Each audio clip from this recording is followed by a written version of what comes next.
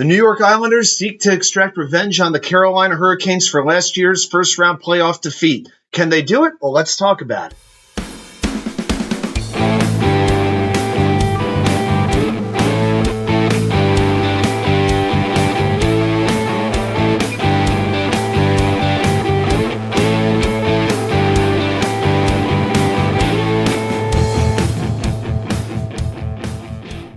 And welcome back to New York Sports Wicker Media. I'm Watts2K99. Thank you, as always, for taking the time to watch these videos. Not only are we previewing Hurricanes Islanders, but we'll also be doing a preview video for Rangers Capitals. Be sure to watch out for that.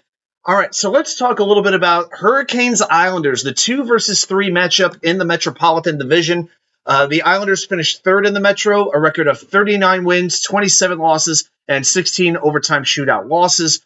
Hurricanes finished at 52 wins, 23 losses, and 7 overtime and shootout losses. So the Hurricanes have home ice in this first round, and the series will begin on Saturday. Now, these two Metro Division rivals faced off 4 times during the 23-24 season, both teams winning 2 games, and each time the road team won the game. So that's something to point out. And last year, of course, they faced off in the first round. The Canes took the series in 6 games as Paul Stastny scored the overtime series clincher. But these are 2 very different teams than what we saw last year. For instance, last year, even though the Islanders needed a late surge to make the playoffs, they finished just 5-4-1 in their last 10 games. In their last 8 games this year, they are 7-0-1. And they really seem to have done a great job figuring out their season-long issue of maintaining leads in the third period. And here's the thing. As good as they've been, especially on defense, it really helps that Philadelphia and Washington struggled Philadelphia struggled as much as they did. It really opened the door for the Islanders to not only get a wild card spot, but to actually jump Philly and get the 3 spot. And another issue last year was the health of Matthew Barzal. That was a major question. At the time, he had not played since February 18th, and then he came back for Game 1 against the Hurricanes, clearly not at full strength. Now, this year, it's Noah Dobson, one of their top defensemen. He missed the last 2 games with an upper body injury. But probably the biggest difference of all is Patrick Waugh's presence behind the bench. Before last year, Lane Lambert had never been the head coach in a playoff series. The inexperience proved to be paramount. Another problem was he never seemed to want to make a lot of strategy changes, especially to the power play, until it became too late.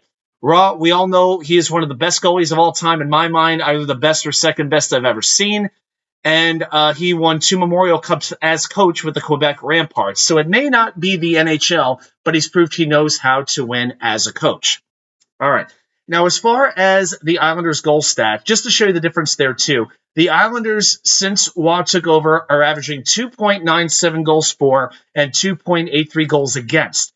Under Lambert, it was 2.89 goals for, but 3.31 against. So with Waugh, they've taken basically half a goal off on defense. Here's the other difference that's really interesting. Everyone knew last year Ilya Sorokin was the workhorse. He was the goaltender. Nobody else was going to come in net for him, barring injury.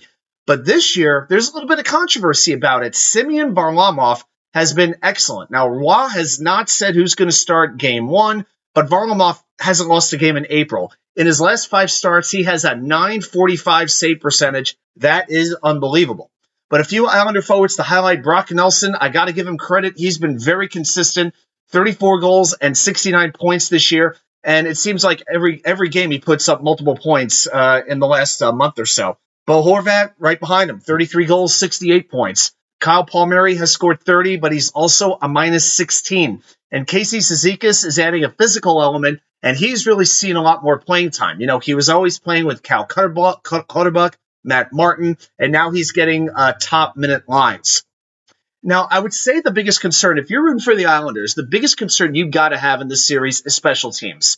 Okay, even over that 7-0-1 stretch that we talked about that got them into the playoffs, they've gone 11 for 14 on the penalty kill. That is like a below average 78.5 conversion rate. And the power play, oh, forget it. They are 3 for 33 going back to March 23rd. So if you add up both penalty kill and power play success rate into one number, if you combine power play and penalty kill, the Islanders would rank 30th in the NHL over the entire NHL at just a 45.9% success rate.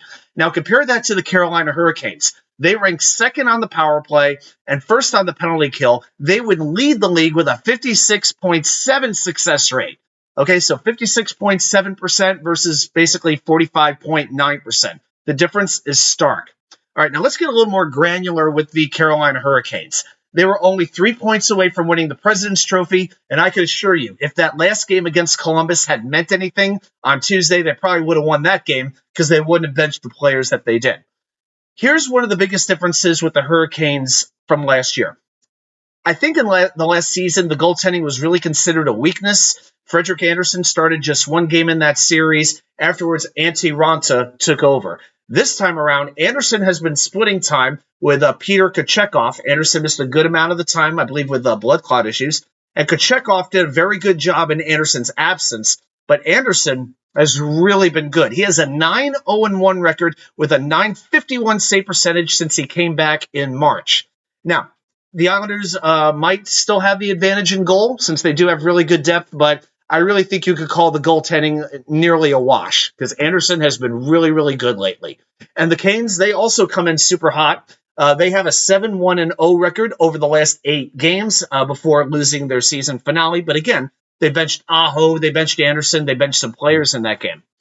And I'll tell you what, that forward group, it's changed a little bit, and it looks, I think, more dangerous than last year. You add back in Andrei Svechnikov, who missed the playoffs last year with a torn ACL. He's that power forward who adds a lot of scoring and strength and checking ability. You add the deadline acquisition of Jake Gensel from Pittsburgh. He scored 25 points in 17 games with Carolina, and I can tell you, watching him play against the Rangers, he is an outstanding postseason performer.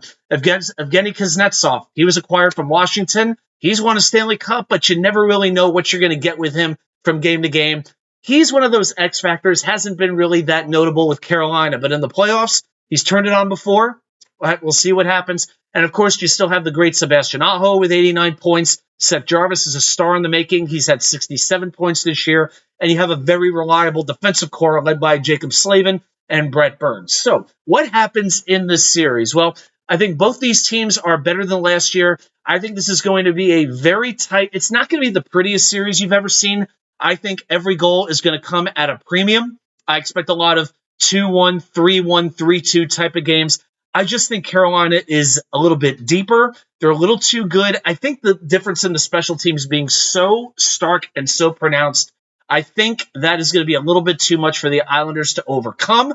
But you know what? One injury, I think, again, with close games, you never really know what's going to happen. But I will take the Hurricanes, and I'm going to take them to win the series in 6 games. So those are my thoughts on the series, but I want to know your thoughts. Who do you think is going to win the series? What will you be watching out for? Put it right down there in the comments.